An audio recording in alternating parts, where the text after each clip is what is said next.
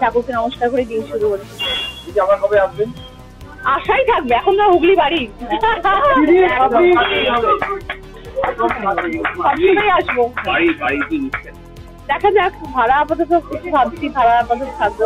এক একটা জায়গায় এক একটা মানুষের এক এক রকম প্রয়োজনীয়তা থাকতে পারে, অসুবিধা থাকতে পারে। যেই জায়গায় যেরকম কাজের প্রয়োজন সেইভাবে আমরা কাজ নিয়ে এগোবো এবং সেভাবে কাজ নিয়ে খাবো। থাকবে মনের মধ্যে সংসদে যাবো একদম নিশ্চয়ই। আমার এখনই মানে ভয়, আমি শিখিয়ে আছি কি হবে আমি নিজেই জানি না। দিদির কাজ দেখছেন, দিদির পাশে রয়েছেন, যে শুধু রচনা বন্দ্যোপাধ্যায় জিত বলে তো বলবো না, এটা পুরো তৃণমূল কংগ্রেসের একটা অসম্ভব রকমের একটা সোয়াইপ আউট জিত পুরো পশ্চিমবাংলার মধ্যে, মানে অসম্ভব রকমের একটা জিত হয়েছে, অকল্পনীয় একটা জিত হয়েছে, যেটা মানুষ চিন্তা ভাবনার বাইরে ছিল, সেরকম ভাবে জিতে এসছে তৃণমূল। তো এখন আর যারা বিরোধী পক্ষে যারা ছিলেন তারা তো এখন বোধহয় এসি চালিয়ে ঘরে বন্ধ হয়ে ঘুমাচ্ছে না, হারিয়ে গেছে, আর কেউ নেই সামনে।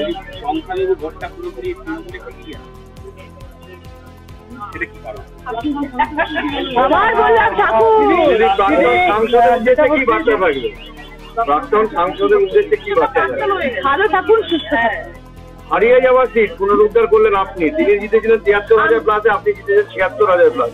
আমি দিদিকে কথা দিয়েছিলাম, দিদি আপনাকে হুগলি ফেরত দেবো।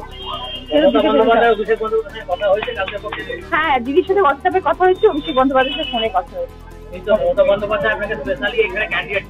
উনি বললেন যে আমি তো তোমায় বলেছিলাম তুমি জিতবে। দিদির কনফিডেন্স, মানে আমি এটাই সবসময় বলি যে দিদি যখন আমাকে প্রার্থী করে পাঠালেন, দিদি বললেন যাও জিতে নিয়ে এসো, মানে দিদি কনফিডেন্ট ছিলেন যে আমি জিতে আসবো।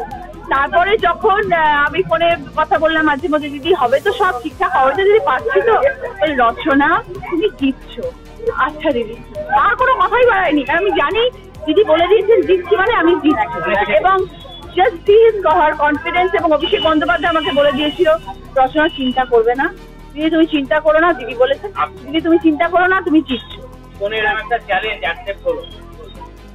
মানুষের ভালোবাসা আর কিছু নয়। এত অগাধ মানুষ আমাকে ভালোবাসা দিয়েছেন, বিশ্বাস রেখেছেন আমার প্রতি। আমি বরাবর বলে এসেছি যে মানুষ যদি বিশ্বাস রাখেন আমার প্রতি, আমি তাদের পাশে থাকবো। মানুষ বিশ্বাস রেখেছেন, আমি মাথা নত হয়ে গেছি সকলের সামনে। এবার আমার কাজ দেখানোর কাজ। ভোট দিলেন তাদের কাছে আমি চিরকৃতজ্ঞ, আর যারা ভোট দিলেন না তারা 5 বছর পর আবার ভোট দেবেন।